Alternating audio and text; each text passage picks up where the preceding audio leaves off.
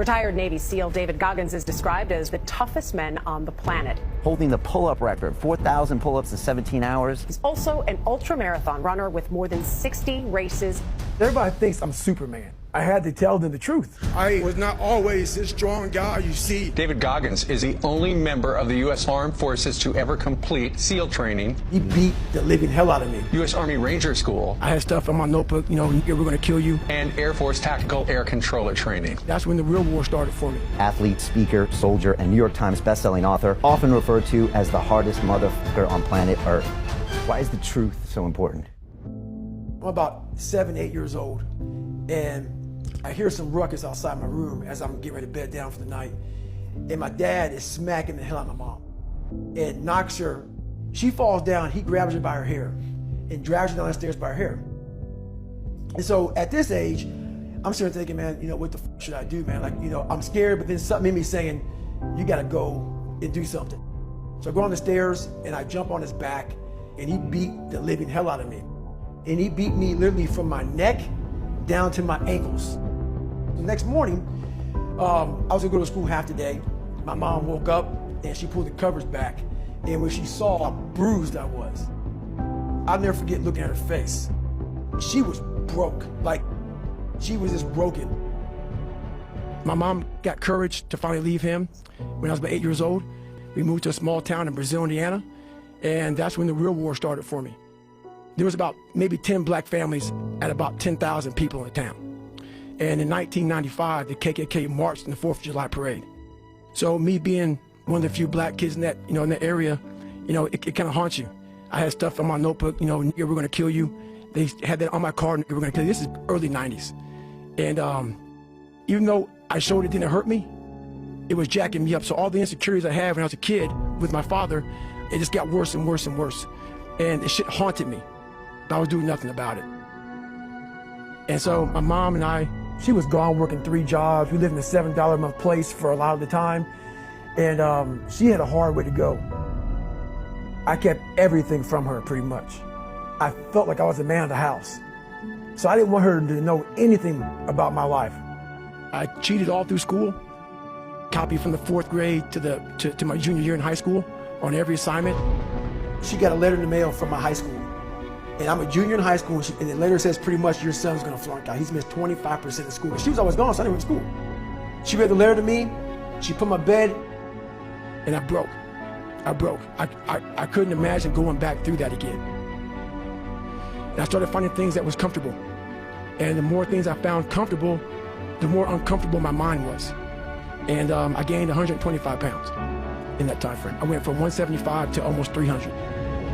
And I started working for a job called Ecolab, where he sprayed for cockroaches at 24. Driving home, turned the TV on, and I was taking a shower. I walked out, heard these guys. I saw these guys going in the water, so I was terrified of it. I mean, I can't even express. And these guys ringing the bell, quitting, dropping their helmet down, rolling out. A lot of guys just leaving. And it made me reflect on my fears, my insecurities. And I saw real men, what I thought were real men who were staying, who were overcoming adversity, who were overcoming all these different things that I had blamed so many fucking people in my life, my dad, my learning disability, my skin color, me being everything. And so I sat there for a while and I was like, no one's gonna come to help me. No one's gonna come to help me. It's me against me, period. And I said, the first thing I gotta start doing is facing every fucking fear I have. At this point, I actually drive back to Buffalo, New York to see my dad. Haven't seen him in years because I realize now I gotta fix some shit. I'm blaming everything, but I need to go back to the root of the problem, which is my dad. I gotta face the demon. I gotta go back and see what made him so fucked up to make me so fucked up. Why am I fucked up? I'm gonna deal with my shit. You gave me this. I'm gonna fix it though. I go home, several months go by. What it was, I was obsessed with Rocky. When I was a kid, I'd come home every day and I would fast forward with the little VHS tapes to round 14. When Apollo Creed beat the fucking shit out of Rocky, beat the shit out of him, he kept fighting. And it was the face of Apollo Creed that changed my life. Just by him getting the up, Rocky had taken his soul. His head goes down, he looks at him like, what the fuck are you? I wanted to be that. I wanted to feel something besides defeat. I wanted to just go the distance. I wanted that worse than anything in the world. And now I'm like, okay, here we go. It's time to be a Navy SEAL. Hell Week is 130 hours of continuous training. You might get 2 hours of sleep. And what it does is, it's designed to break a man. If you only fix the surface, you will never get through Hell Week. We're all, a lot of us are going through a hard time in life. Some people have been bullied, some people are just stressed out, some people are insecure, and the world puts a lot of this shit in your mind. It's not just you. I had to develop a mindset that was indestructible. I had to armor plate my mind. It's about what you're saying to yourself, but it also comes with work. This is the time where you have to gain control back of your mind. I had to build calluses in my brain the same way I built calluses on my hands. The only way I can turn around is put myself through the worst things possible a human being can ever endure.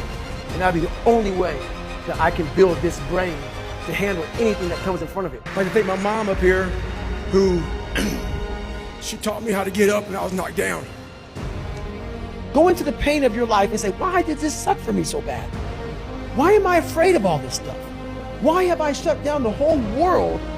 What makes you afraid of it? Study it.